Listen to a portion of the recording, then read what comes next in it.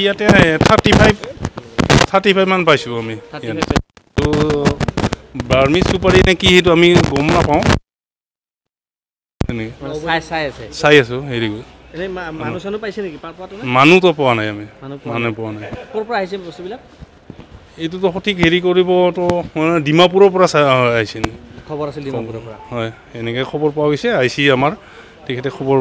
জনাইছে যে এনেকৈ আহি আছে কামৰূপত ডাউন কামৰূপত